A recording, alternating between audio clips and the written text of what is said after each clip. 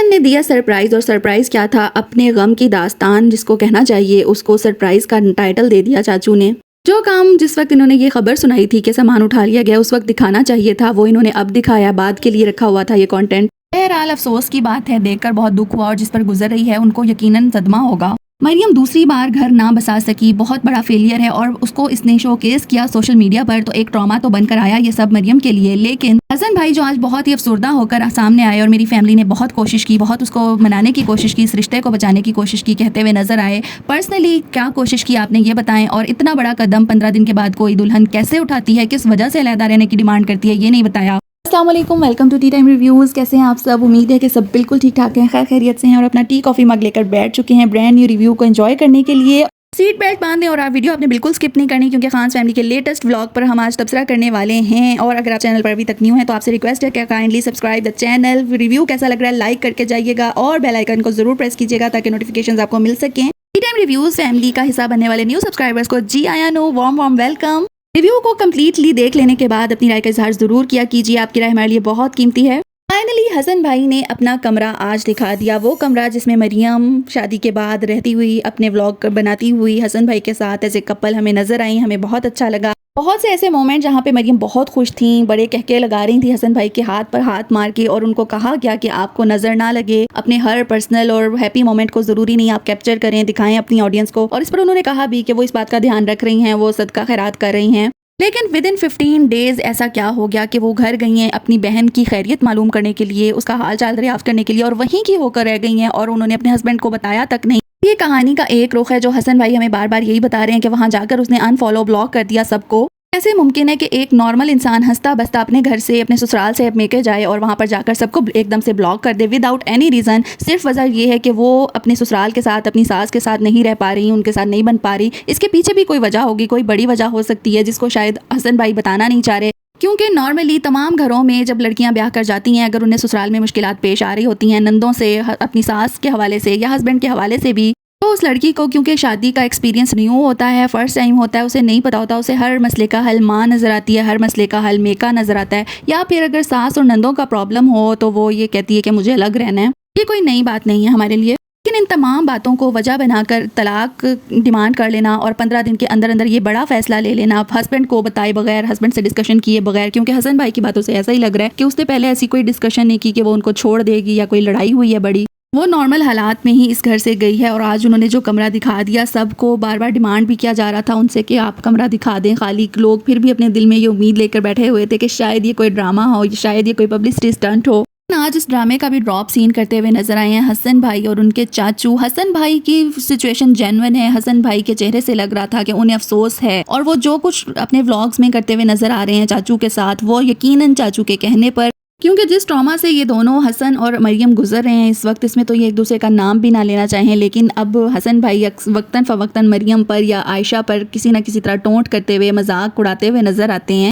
शादी की तैयारियां और हसन भाई की वालदा दूसरी शादी और बाजे बजाने की जो बातें करती हुई नजर आती हैं, इससे लगता है कि मामला अब काफ़ी हद तक आगे की तरफ बढ़ चुका है। मरियम की तरफ से भी बहुत गलतियां हुई हैं। आयशा ने अपना एक बयानिया पहले सामने रखा और फिर उससे ही वो मुकर गई, फिर वो मरियम को खुश करती हुई नजर आई अपने व्लॉग में, जिस पर उनको बहुत ज़्यादा ट्रोलिंग सामना करना पड़ा। मरियम को तो हर व्लॉग में ही उनसे सवाल किया जाता है कि तुमने इस तरह क्यों किया, 15 दिन बाद तुम क्यों मेके आकर बैठ गई। ये सवालात मरियम का, उसकी फैमिली का कभी भी पीछा नहीं छोड़ेंगे। इवन के आमना जो बिल्कुल भी डिस्कस ही नहीं करती किसी भी मामले को आकर सामने, उनसे, उनके हस्बैंड से, उनके जो कुकिंग चैनल है उसके कमेंट बॉक्स में भी लोग आकर उनसे पूछते हैं। मरियम देखने वालों के लिए जो आपने एक ऑड रियलिटी सामने रखी है कि 10-15 दिनों में आप जज करें जल्दी जल्दी कि आपकी सास कैसी, आपका शौहर कैसा, आप वहाँ उस माहौल में एडजस्ट कर सकते हैं या नहीं कर सकते, और अब भाग जाएं वापस अगर ऐसा ना हो। ये बहुत ही बुरी और भोंडी मिसाल आपने देखने वालों के सामने रखी जो बिल्कुल भी एक्सेप्टेबल नहीं है। लोगों ने आपको कहीं का नहीं छोड़ना जब तक आप इस पर आकर क्लेरिफिकेशन नहीं देती। क्लेरिफिकेशन तो आयशा की तरफ से भी बनती है कि आयशा ने पहले एक स्टेटस लगाया कि हम सब खामोश हैं, हम सब्र करेंगे, और साथ ही वो आमना के घर जाके मरियम पर इनडायरेक्टली टोंट करती हुई नजर आई। और अब भी अपने रिसेंट व्लॉग में जो आमना के साथ इन्होंने दावत का शूट किया है ईद के बाद, उसमें भी मरियम पर भी टोंट कर रही हैं।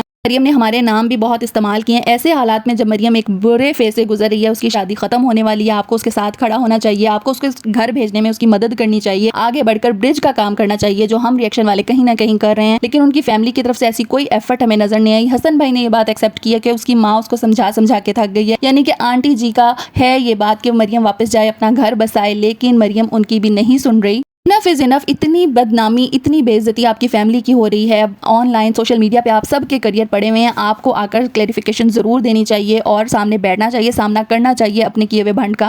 दूसरी तरफ खान फैमिली पर देखा जाए तो चाचू को इनकी फैमिली के साथ, मरियम के साथ या उसकी बहनों के साथ क्या पर्सनल ग्रज था, ये समझ नहीं आया कि वो हर अपने व्लॉग में इस तरह के टॉन्ट करते हुए नजर आए हैं। अपने ज़बीह जानवरों के नाम तक मरियम और आयशा का जो निक यूज़ किया जाता है किसी रिएक्शन चैनल की तरफ से, रिएक्शन चैनल देखें, रिएक्शंस देते हैं, उनकी एक फ़न पॉइंट ऑफ व्यू नाम बिगाड़ना हमारे दीन में अलाउ नहीं है। मैं इसको डिफेंड नहीं करूंगी, लेकिन आप एक फैमिली व्लॉगिंग चैनल चला रहे हैं और आप उनके रिलेटिव हैं और आपका जो एक रिश्ता है वो बहुत नाजुक हालत में है, तो आप ये सब कैसे कर सकते हैं? जबकि ऐसे हालात में तो अल्लाह ताला ने भी बहुत नरमी बरती हुई है। तलाक को अगरचे नापसंद किया गया है हलाल कामों में से, उसको भी देने का तरीका बताया गया हमारे दीन में। 3 दफ़ा वक्फे से 3 महीने के टाइम पीरियड से क्यों दी जाती है? रुजू, एक तलाक के बाद आप रुजू कर सकते हैं। इसके अलावा हमारे ही दीन में हलाला का ऑप्शन हमें बताया गया है। लेकिन जब हस्बैंड एंड वाइफ के किसी भी इशू में बाहर के रिश्तेदार, आपके करीबी खूनी रिश्ते क्यों ना हो, आपसे बेहद मोहब्बत करने वाले हों, उनकी मोहब्बत पे बिल्कुल शक नहीं, लेकिन जब वो मियाँ बीवी के रिश्ते के दरमियान में हायल होते हैं, उनके दरमियान में आते हैं, तो फिर रिश्ता कभी भी जुड़ नहीं पाता।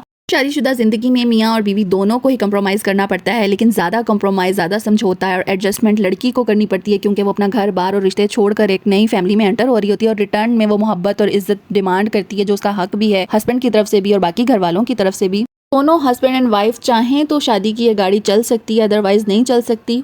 As an audience, as an viewer, मुझे बहुत अफसोस हो रहा है कि एक शादी जिसको हमने भी रिसेंटली तकरीबन 2 माह हुए होंगे, हमने बड़े ही जोशो खरोश से शादियाने बजाते हुए देखा। मरियम बहुत खुश थी, हसन भाई बहुत खुश थे, फिर शायद इनको नज़र ही लगी कि इनके खुशी के मोमेंट एकदम से ख़त्म होते हुए नजर आए। अभी ये हनीमून प्लान कर रहे थे, ट्रिप्स प्लान कर रहे थे, लेकिन कुछ भी ऐसा हमें देखने को मिल ना सका। बड़ा ही अफसोस होता है जब शादियाँ ऐसे ख़त्म होती हैं। अल्लाह ताला तमाम बेटियों के, तमाम लड़कियों के घरों को आबाद रखे, बुरी नज़र से महफूज रखे और हिदायत वाली ज़िंदगी अता करें, आमीन। आज का रिव्यू यहीं तक। कैसा लगा आपको रिव्यू? अपना फीडबैक जरूर दीजिएगा, कमेंट्स करके बताइएगा, लाइक्स करके बताइएगा, शेयर भी कीजिएगा और चैनल पर अभी तक न्यू है, सब्सक्राइब नहीं किया तो काइंडली सब्सक्राइब द चैनल। अपने से जुड़े लोगों का बेहद ख्याल रखा कीजिए। अल्लाह हाफिज़।